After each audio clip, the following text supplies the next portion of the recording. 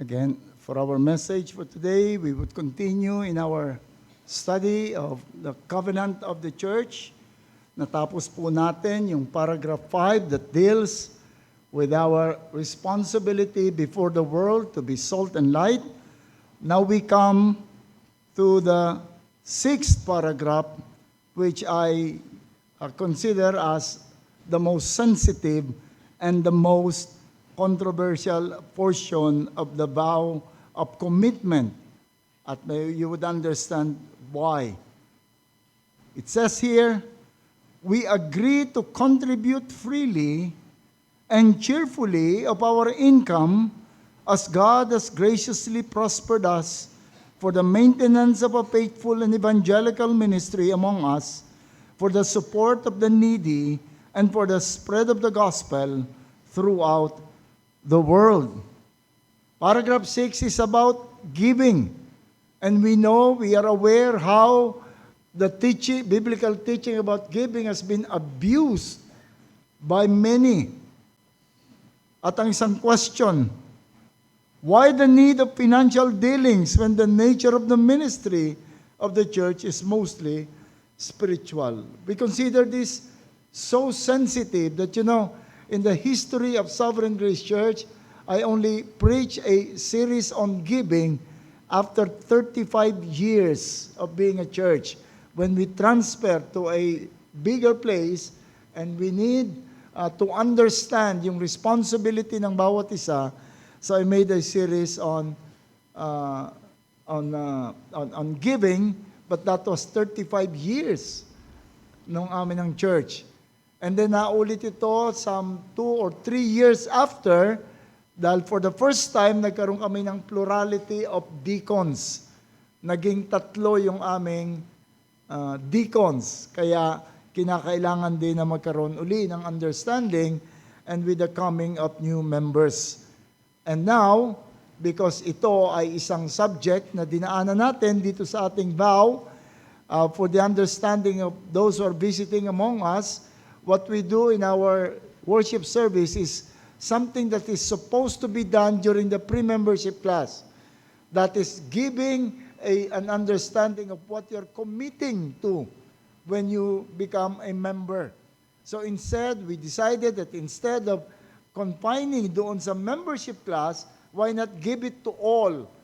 Meron tayong mga bagong member at mga bisita on a regular basis. Kaya ito po yung aming ginagawa. This is practically a pre-membership class. And this is now about giving. And the question ng marami kasi, bakit hindi naman spiritual ang church? Bakit kailangan nating magkaroon ng teaching about giving? While it is true that the main focus of the church ministry is spiritual, its life is not defined by the material condition, but by the presence and ministry of the Holy Spirit, and that the battle we are engaged in is not carnal, but spiritual. Mission is spiritual. Hopes and priorities are spiritual. But then, hindi naman tayo mga disembodied spirits. Kung mga disembodied spirits tayo, nalulutang-lutang lang tayo rito, then we don't need any teaching about giving. When we say we are not disembodied spirits, we are still have the material body. We still need material things. We need this worship place. And it's not cheap to maintain a worship place such as this. Sabi ko nga, pati yung aming desire na magkaroon ng permanent worship place that we own, sabi ko, I don't see in 100 years how can that be realized. We need workers who are supporting families. Kung makakuha tayo ng mga ghost na pastor, ghost na deacon, then we don't need to support them. We just ask them to minister.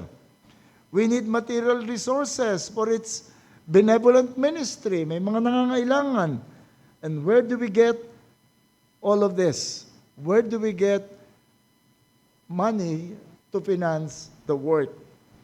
As far as the Bible is concerned, it is only the free will and cheerful giving of the people of God that must be sought for the financial need of the church. Now, I won't be able to give a thorough teaching on this. If you are interested, I've run a series dito na it's present doon sa FB, but I will just give an overview of what we believe as a church on our responsibility in giving, and also ano yung kinukumit natin when we join the church. So let us pray and ask God for this.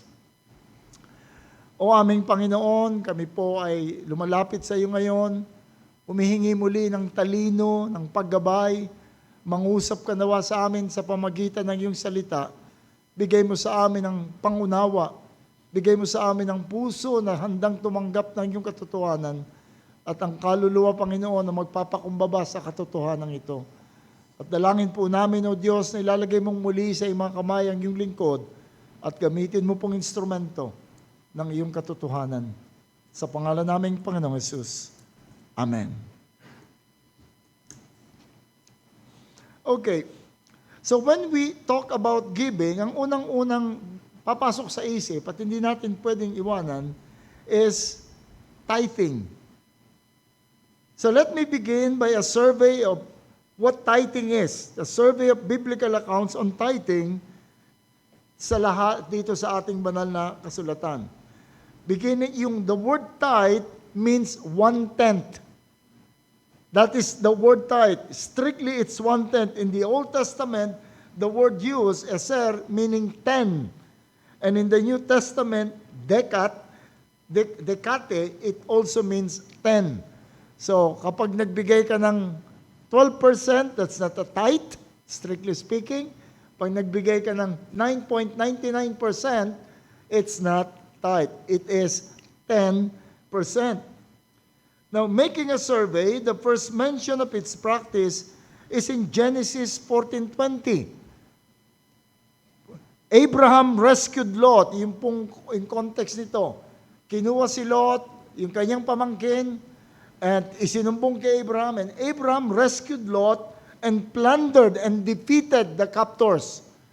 So pumunta sila ron to rescue Lot, but when they came back, marami na silang dalang kayamanan, marami nang dalang mga properties, gold and silver and so many things as plunders. Yun pong gawain ng araw. Pag natalo mo ang isang kalaban, you will plunder.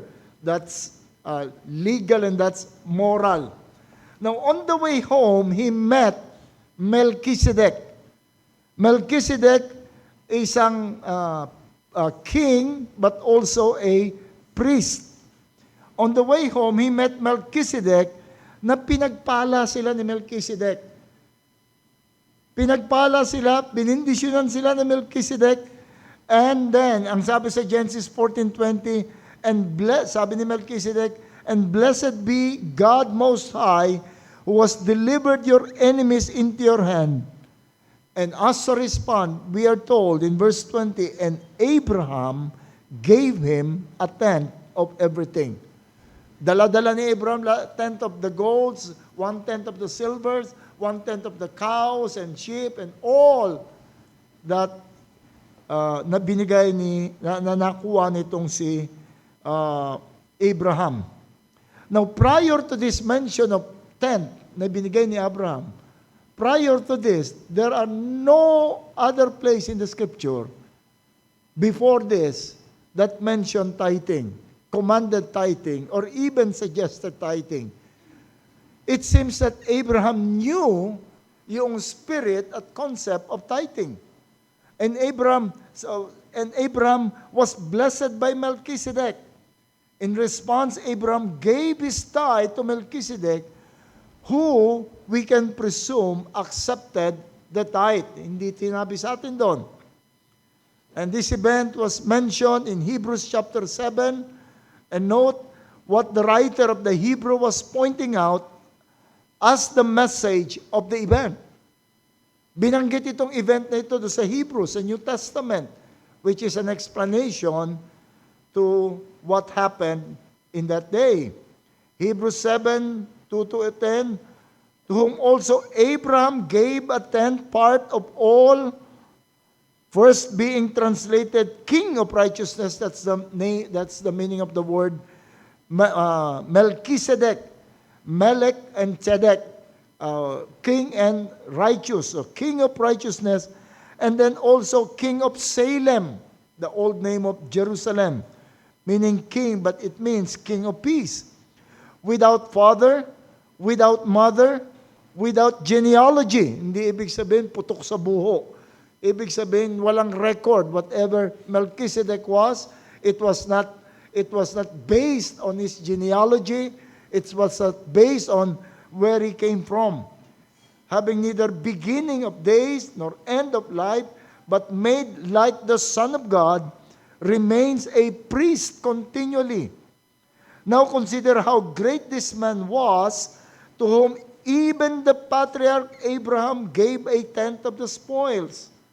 And indeed, those who are the sons of Levi, who receive the priesthood, have a commandment to receive tithes from the people according to the law, that is from their brethren, though they have come from the loins of Abraham, but he whose genealogy is not. Sabi niya, itong si Abraham, he was supposed to be the only one honored by God as siyang tinawag ng Panginoon ng special call. Pero siya mismo nagbigay kay Melchizedek. So it seems that it was a submission that Abraham considered himself to even be lower in rank than Melchizedek. So the writer of Hebrew used this event to show the superiority of Melchizedek, that he was regarded as so great that even Levi, yung tithe kasi ng mga Diyos napupunta kay Levi eh. Pero si Levi mismo, supposedly nandun pa siya sa loin ni Abraham. So when Abraham gave a tenth, ang effect is even Levi gave a tenth to Melchizedek. He was regarded so great that even Levi, who received tithe under Mosaic covenant, gave tithe to Melchizedek through Abraham. So here we can deduce that tithe was an expression of recognition of superiority. But we must consider that this was in reference to Melchizedek's role as the priest of the Most High God. The next mention of tithing was Genesis 28. Again, let me just say the story. Story na si Jacob, dinaya niya yung kanyang kapatid na si Esau, nakuha niya yung blessing na supposedly kay Esau, kaya nagalit si Jacob at papatayin siya, kaya pinaalis siya ng kanyang magulang, pinaalis siya ni Sarah, pumunta ka sa lugar na nandun yung kamag-anak ko, doon ka maghanap ng asawa, the pretext na naghahanap siya ng asawa, umalis itong si Jacob, at habang nandun siya, pagdaan niya sa Bethel, nakita niya yung hagdanan mula sa langit, pababa, panikpanaog, yung mga anghel, at ito ay naging simula ng pangako ng Panginoon ng pagpapala sa kanya. Kaya't ang sabi nitong si Jacob in verse 20, then Jacob made a vow. If God, it's not an if na uncertain, but should be translated, since God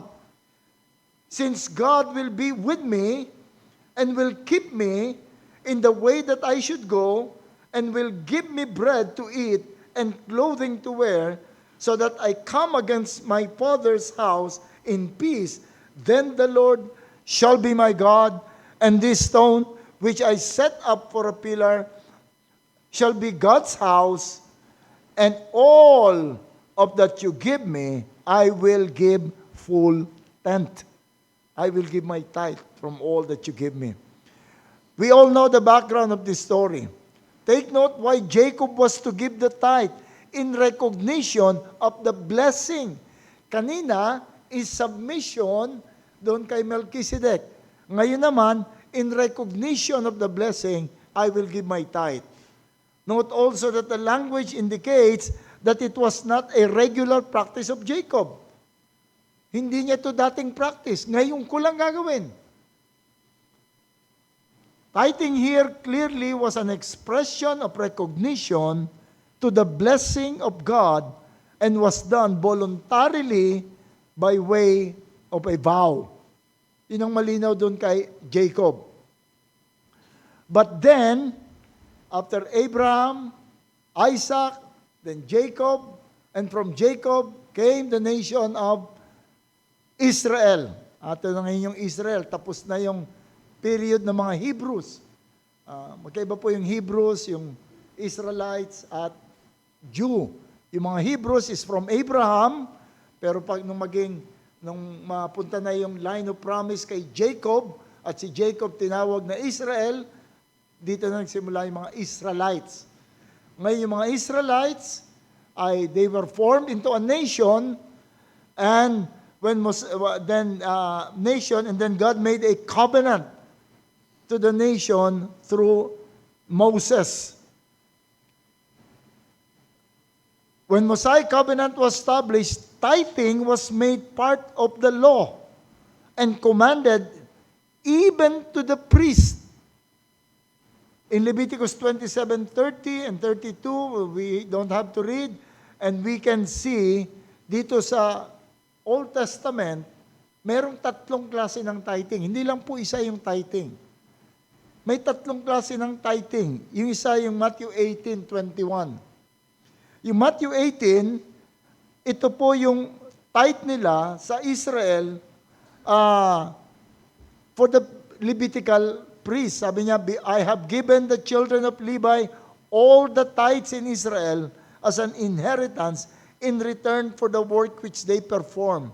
The work of the tabernacle of meeting. Hereafter the children of Israel shall not come near the tabernacle meeting, lest they bear sin and die. But the Levites shall perform the work of the tabernacle of meeting, and they shall bear their iniquity. It shall be a statute forever throughout your generation. That among the children of Israel they shall have no inheritance. For the tithes of the children of Israel, which they offer up as a heap offering to the Lord, I have given to the Levites. Every time na magta-tithe yung mga, kasi ang hinati nga yung mga lupa sakahin niyo yung lupang yan, mag-alaga kayo dyan, dyan ang pagkakitaan nyo. Pero sa mga Levites, ang responsibility nila doon sa temple, hindi sila binigyan ng property. Saan ang kabuhayan nila? Ang buong Israel magbibigay ng 1/10 ng lahat ng kanilang earning and to be given to the Levites. So that's 1/10. That is the Levitical or the sacred tithe. This is the same as the principle we saw and pointed out by the writer of Hebrews, the principle and spirit of tithing. But the ultimate purpose of giving this tithe to the Levite, as we can see, is the upkeep of the temple para sa lahat ng gagamitin. And then we have the tithe of the feast. Ito ang pinakamagandang tithing. Deuteronomy 14. You shall truly tithe all the increase of your grain, and that field produce year by year, every year, meron kang ibibigay na tithe. Ang purpose ng tithe na yon, ikaw din ang gagastos noon. Para sa feast, punta ka sa Jerusalem, you celebrate, para ka nag-iipon para sa isang Christmas vacation. Bibigay ka ng tithe para meron kang pang Christmas vacation. Ito yung mga feast, iipunin nila yung pera at gagastusin nila. Yun yung tithe of the feast. And then, in Deuteronomy 14:28, they were given the tithe for the poor. At the end of every 3rd year, magbibigay ka ng 1/10 ng lahat ng income mo. Pero yung 1/10 na yon, ang purpose nun is para sa mga may hirap naman. Doon sa mga may kapansanan, yung fatherless, widow, sila naman ang bibigyan ng. So 3 tithe ang iniutos ng Old Testament. Kaya yung nagsasabi na dapat mag-tithe pa rin tayo according to Old Testament, sundin natin lahat. Hindi tayo pwedeng mamili kung ano lang ang gagamitin natin. 3 tithing din ang ating gagawin. Meron tayong yearly tithe, may weekly tithe, and every income. And gawin natin itong tithing na ito. Who then, from all this account, under the old covenant, who then are under obligation to give tithe? Based alone on this. Not history, not the calculation of man. Who then should give tithe? Balikan natin yung mga story. Notice again who paid the tithe and why. Abraham, for the particular encounter with Melchizedek in recognition of his position, no indication of ever doing it before and after encounter, nagbigay siya in recognition doon sa superior niya. Jacob, as a voluntary vow he made before God, kung pagpapalain ako ng Panginoon, I'll give my tithe. And those who are under the Mosaic law, ano man ang condition, you have to tithe if you are member of the Jewish nation. Kung part ka ng Mosaic covenant, you have to give your tithe. So, sinong may obligasyon ng tithe? Anyone who purpose it in his heart, as Abraham did to Melchizedek, then you are to give your tithe. In recognition, if you purpose it in your heart that you want to recognize by giving your tithe. But also those who made a vow of commitment to do it, like Jacob, you ought to give your tithe. And then the Jews under Mosaic covenant, for it is to them a covenant statutory, a law, a commandment. Kung Hudyo ka, you have to give your tithe. Notice also that it was only under the Mosaic dispensation that the paying of tithe was made a statute or a command. Before the Mosaic, hindi ito statute, hindi ito command. Now we come to sa importanteng kinilalagyan natin. Survey of the New Testament verses about tithing. Ano bang tinuturo ng New Testament about tithing? Tithing is mentioned in the Gospel 3 times. But as an indictment, not as a command, but indictment to those who use tithing as trade-off, as substituting it for weightier matter of the law. Remember yung Matthew 23. You hypocrites, sabi niya, woe to you, scribes, Pharisees, hypocrites. You pay the mint, anise, and cumin. You pay the tithe of mint, anise, and cumin, and have neglected the weightier. Ginagawa niyong substitute yung tithe para doon sa mga nane-neglect ninyo. Sabi niya, you ought to do the first without neglecting the other. Hindi niya sinabing huwag kayo mag-tithe. You ought to do that, but there are weightier matter of the law. Sa Luke 11, yun din, woe to you, Pharisee, for you tithe, mint, and so on. In Luke 18, yung Pharisee and the publican, yung nando sila sa temple, sabi nung Pharisee, thank you, Lord, that I'm not like this man. Because I give tithe. So, doon yung 3 beses lang minention doon sa gospel. Minention yan doon sa indictment sa mga Jewish leaders, and also 2 beses na parehong parallel sila, at also in a story that also an indictment doon sa Pharisee. No mention in the epistle of tithing. There is no mention in the epistle of tithing. There is one mention in the book of Hebrews, the one we read earlier, but it's not a command to give tithe, but only looking back at the story to show how great Melchizedek was. It's not even mentioned. We have the most comprehensive teaching about giving. 2 Corinthians 8 and 9. It is the most detailed, most comprehensive understanding of New Testament giving, And tithing is nowhere to be found. There is no tithing in that, dun sa 2 Corinthians 8 and 9. It's not mentioned. Now I know that this is something na bihirang maririnig, and in fact, I can say that many Reformed Baptist pastors do not share this conviction, this understanding. I once sponsored a pastor's fraternal for me to discuss these things to them, and not all of them agree. One pastor even said, noon ngang, yun ngang may tithing, kulang pa rin yung pera ng church, alisin mo pa kaya yung tithing. But if we would understand New Testament giving, it's even more than tithing. But it is not as a law. Let us look at this teaching about New Testament giving. Yung mga dati na sa Sovereign Grace Church, you know the text, I've discussed this with you, 2 Corinthians 8 and 9. This is the directives of giving. God allowed something to happen so that the Apostle Paul will be involved in the raising of funds for the poor saints in Jerusalem. And in so doing, he came up with his understanding of how giving should be done under the new covenant.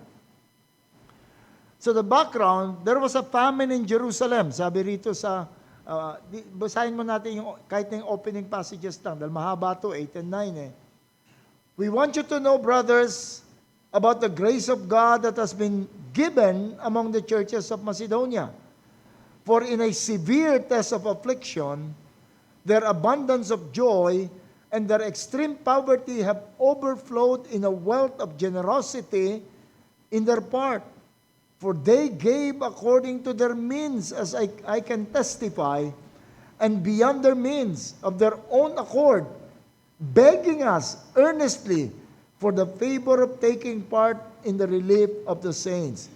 And this is not as we expected, but they gave themselves first to the Lord, and then, by the will of God, to us accordingly. We urge Titus and so on and so forth.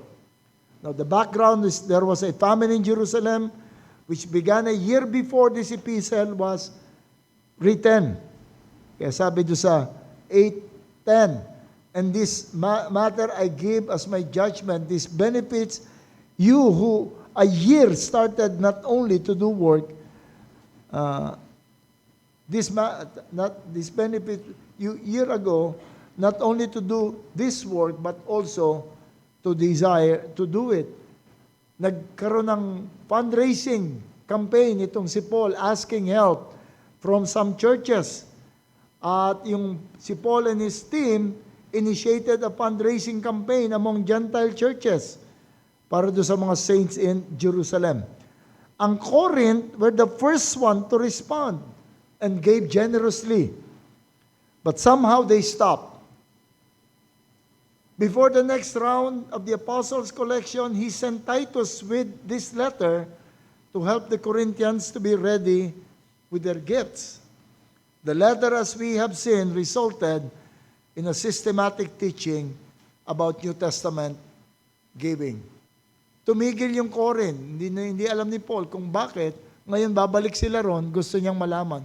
And take note, yung collection ni Paul, hindi ito yung, pag-pray natin, ang kolekta pinadala, finish. Yung collection ni Paul, tuloy-tuloy, hanggat hindi nakikita yung relief talaga na nangyari doon. That's true New Testament giving. Hindi lang to relieve the conscience, nagbigay na ako. But sustained help. And the principle of New Testament giving is spelled out in these 2 chapters.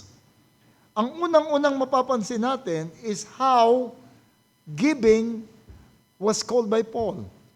Repeatedly, tinatawag niya yung pagbibigay, yung contribution as the grace of God.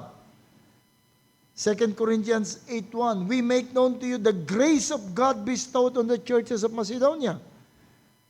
Corinthians 8:8, so you would complete this grace, sabi naman niya sa Corinth. 8:7, see that you abound in this grace. 2 Corinthians 8:9, for you know the grace of God. 2 Corinthians 8:19, we carry out this act of grace that is being ministered. 2 Corinthians 9:8, and that God is able to make all grace abound to you. 2 Corinthians 9:14, exceeding grace of God to you. Bakit ganun ang tawag ni Apostle Paul doon sa act of giving? The act of helping. Simply saying that giving is an ability given by God Himself to His people. It is a grace. Man by nature is selfish, and selfish people will not give naturally without any self-benefit. But Paul said, motivated by yung kanilang giving na ito was motivated not by anything, but by thankfulness to Christ. Kaya naging grace. Ito'y bunga ng biyaya. In 2 Corinthians 8:9, the Apostle Paul explained how these people can give in such a way. For you know the grace of our Lord Jesus Christ, that though He was rich, yet for your sake He became poor, so that by His poverty might become rich. New Testament giving is a response to what Christ has done. Paul was saying na itong pagkilala sa ginawa ng Panginoon na kahit siya'y mayaman, naroon siya sa kalangitan with all the glory, but He abandoned the glory of heaven, came to us, became poor. It's all because of you, because of what He wants to accomplish in us. Paul was saying, if the grace of God in you cannot open your wallet, then you will not be able to give righteously.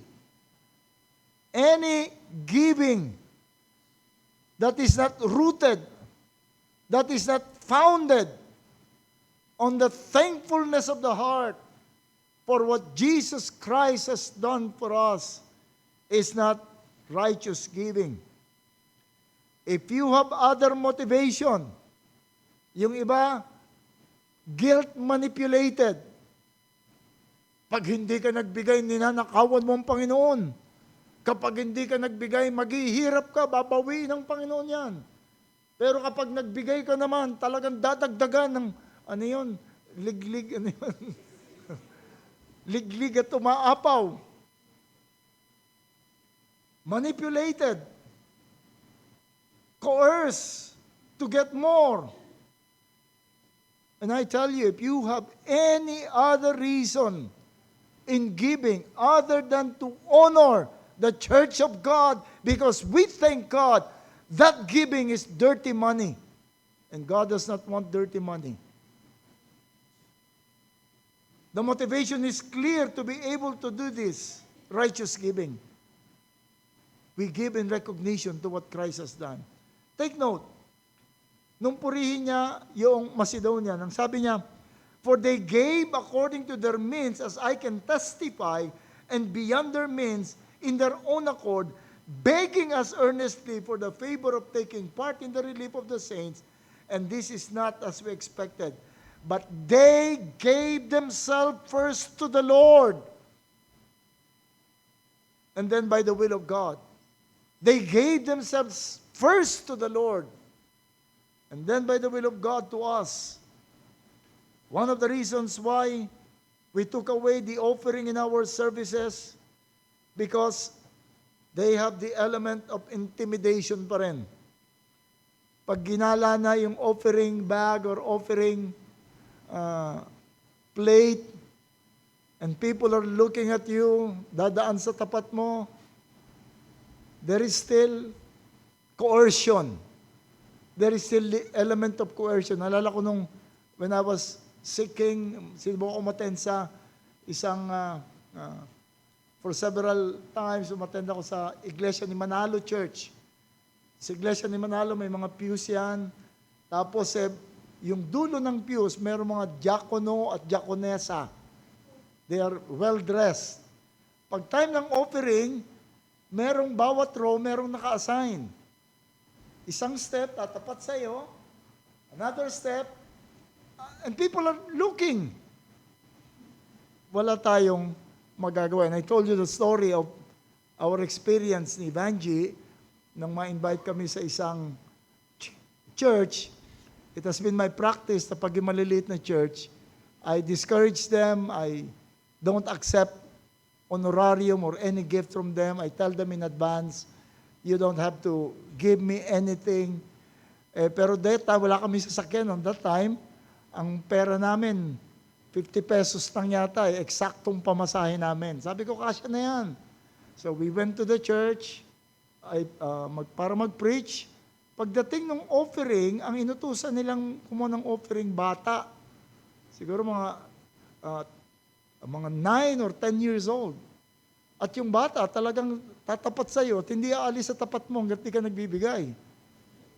Nung tumapat sa akin, sabi ni Banjo, anong gagawin natin? Nakatingin na silang lahat sa atin. Sabi ko, bigay mo na, bigay mo. Hala na, bigay mo. Binigay na. Handa na kami maglakad Cavite yun Handa na kaming maglakad pa uwi. Sabi ko, God will provide. Nung natapos naman yon, nagbigay naman yung pastor. Sabi ko, tatanggapin ko to ngayon dahil wala akong pamasahe pa uwi. So, there is still the element of coercion. And since we believe that giving is not really part of the worship service, the New Testament worship, I don't see in the scripture that would say that it is part of, kaya we decided, lagay mo dyan sa labas, yung gusto magbigay, magbigay. So, it must be motivated by the grace of God. And also, New Testament giving is purposeful, meaning you give for a purpose. The entire appeal was not just to pad the coffer. They give and give and give para madagdagan yung pera ng simbahan. But to answer an actual need. To answer an actual need. We have brethren in Jerusalem that is in need. And he presented it to the church. And the church gave. Overall, the financial condition of the church must be a manifestation of the spiritual condition of the members of the church. A church na hindi alam yung concept ng giving, a church na wala sa kanilang puso yung pasasalamat sa ginawa ng Panginoon, should not be a rich church. The property, the money of the church should only be according to their spiritual condition. Merong yung need, yung may purpose, yung need. What we do dito sa amin is, merong fix na dapat gastusin. But when we come doon sa mga dumarating na needs, we tell it to the church, we tell it to the people, and they give. I said, it's not right na mag-iipon ka. Halimbawa, na-convert si Manny Pacquiao. Naging member ng Sovereign Grace Church. Isang laban nun, magkano? At nagbigay ng tithe. Saan mo dadalhin yun? Bigyan tayo ng 10 million o 50 million na tithe. Saan mo dadalhin yun? Aanin mo yun?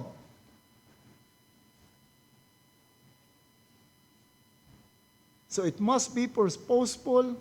It must be from the heart that is thankful to God. What about the amount? How much should we give? No amount was given but called their attention to the example of the Macedonian. Kasi minsan may magtatanong pa sa'yo, saan ba ako magtatithe? Sa gross ba o sa net?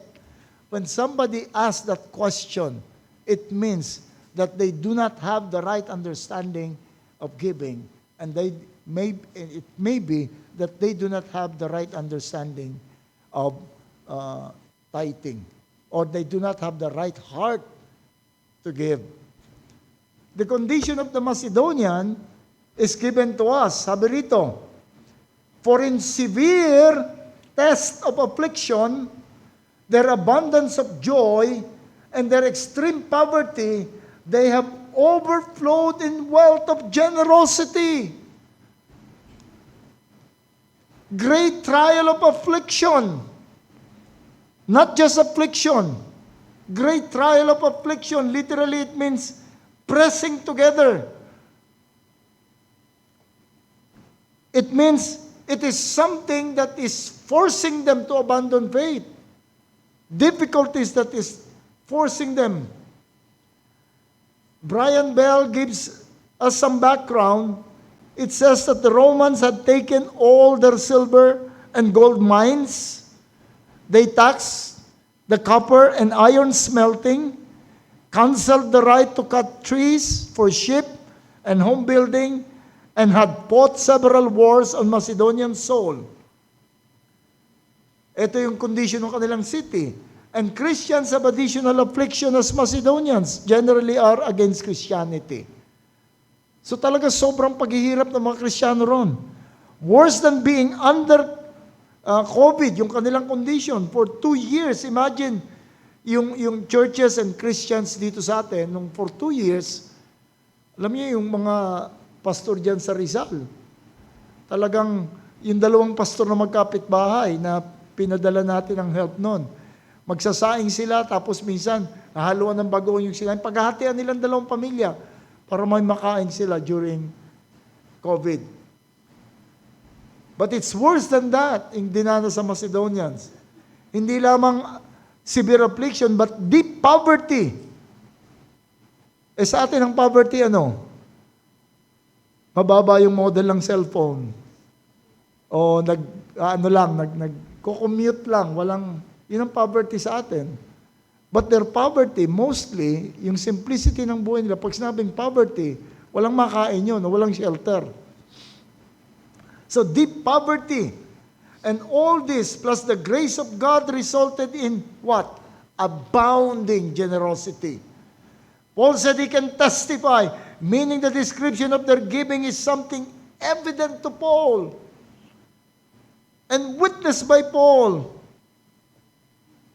They gave according to their power, according to their dunamis, their power. But not only pagkakinulang pa, they even give beyond their means. How can you give beyond your means? Ito yung tinatawag na fiscal fasting. When you want to give and you cannot give, what they do is to deprive themselves. So, regular ako nagmamakdo o nag-Burger King, hindi muna ako kakain so that I can give to this brother or to this sister. That is the kind of giving that they did.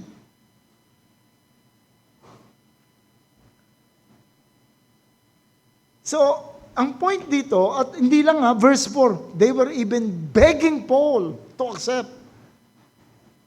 Siguro si Paul sabi niya, pambira, tatanggapin ko ba ito silang hirap na hirap. So they were begging Paul, please accept. I think I've told you na nung nagpapastor ako dyan sa isang bayan sa Taguig, hindi pa ganyan kamoderno yun, sa gitna ng bukid, na pag 5'7" ako, pero pagdating ko sa church, 5'9" na ako, sa kapal ng putik dun sa aking pagdating doon, yung merong isang babae doon na bibigyan ako na nakabalot na sibuyas, kamatis, bawang. Sabi ko, nanay, yung pangalan pa niya, tama-tama, Nanay Tibay, matibay talaga. Sabi ko, hindi niyo ko kailangan bigyan ng ganito. Binata naman ako wala na. Sabi niya, hindi ko naman binibigay sa iyo, sa Panginoon yan Hindi ko naman alam kung kanino ko bibigay, paano ko magbibigay sa Panginoon. Kaya tinatanggap ko. In their poverty, meron silang fasting, yung mga Salvation Army. Nagbibigay sila ng tulong. Pagka wala, o merong isang nasunugan doon, pero wala na tayong pondo, anong gagawin natin? They would skip 3-day meals Huwag tayong kumain, mag-fasting tayo, mag-pray and fasting tayo for 3 days. Or even 1 week. Yung gagastusin natin doon, ibigay natin. That's how the giving was described to them. The Lord does not really need our money. Hindi kailangan ng Panginoon.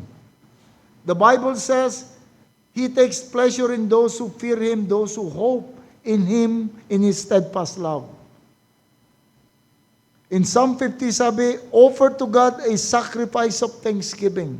The earth is the Lord's. Hindi kailangan ng Panginoon. But this is for us to express our thankfulness to God. The Lord does not need our help. He wants us to give as an expression of devotion. The money to be entrusted to the church and the ministry using the money should be expressions of the level of their devotion. But what is happening usually in churches is that people are giving, tapos na ako, ibigay ko na yung tithe ko, tapos na yan, bahala na kayo dyan. And then yung pastor, gagawin niya ngayon yung according to his desire and according to his conviction. Walang alam yung mga members kung saan dinadala. In fact, the churches should not be entrusted with anything more than the devotion of the hearts of the people. It should be from the people. I have rejected many times yung practice of fundraising and concerts, and it should be the heart of the people. Kung kulang tayo sa panggastos, I'll tell the people, this is the condition of the church. Pag hindi sila nagbigay, then the more we would make all efforts to draw them closer to God and to Christ. So does that mean wala nang place sa New Testament ang tithe? Unang-una, it cannot be imposed like a tax. It's not in our constitution, it's not in our covenant as a tax. Note that tithing as a formal obligation was only during the Mosaic dispensation. Before and after, they were shown as voluntary expression of generous heart. But yet, tithing is a very good practice for training and giving. We must watch out that it is not used as trade-off for weightier matters of the law. Hindi to trade-off na pag nakapag-tithe na ako, okay na. Meron kaming member noon, long time ago, nagpunta sa abroad against advice. Bumabalik lang siya every 2 or 3 years. Yung tithe niya ay buong-buo, binibigay niya sa church. But then, kahit anong persuasion ko sa kanya na tumigil, ay ayaw niya. So I told her, you know what? Hindi ka naman naalagaan na ng church at sabi mo may church kang pinupundahan doon, bigay mo yung tithe mo ron. Wag dito. Sabi ko, that's not right. Sila nag-aalaga sa'yo, pero dito, hindi. So, wag mo ibigay yung tithe mo rito. Doon mo ibigay sa kanila. So, it must not be used as a trade-off. Kaya nga minsan, yung tithing, counterproductive pa nga ito eh. Kala ng mga members, pag nagbigay na sila ng tithe, tapos na ang obligasyon nila. Kahit ano pang mangyari, tapos na ang obligasyon ko. We must watch out. Always remember that the church is not a fundraising institution, and we are not just using the people to fund projects, but rather, we are shepherd of the soul, and our main concern is the perfection of the saints. In this regard, voluntary expression of generous heart can help us gauge more the heart of the people. Pwedeng yumaman ng church, pero poor ang mga spirit ng members. Lalo na kung mayayamang mga negosyante ang nasa church, napakaluwag na magbigay lang na magbigay, but their hearts are not really right with God. Mahirap i-assess. So nagiging counterproductive pa yung tithing. But yet, it is a good practice for us. We tithe, our family tithe, not because we are under obligation, but we made a vow. Because if we will not tithe, if we will not give our tithe, how can we answer yung iba pang need? So meron kami, yun ang ginagawa namin, not as an obligation, but it is a voluntary matter for us that we made a vow before God that we will give our tithe. Here in the most comprehensive teaching of the New Testament giving, it was not so na ito ay maging obligation. And we know that the only thing that should move us into giving is, first of all, our thankfulness to God. And secondly, the need that we see in the church. And so, in the life of the church, everything is anchored or founded on the grace given by God. We do all because we have been saved. We do all because we know the love of God. We do all, everything that we do, all the service, all the giving, is because of a heart that is thankful to God. We cannot give our money direct to heaven. We cannot serve directly to heaven. But we serve the church. We serve our brethren. That should be the spirit.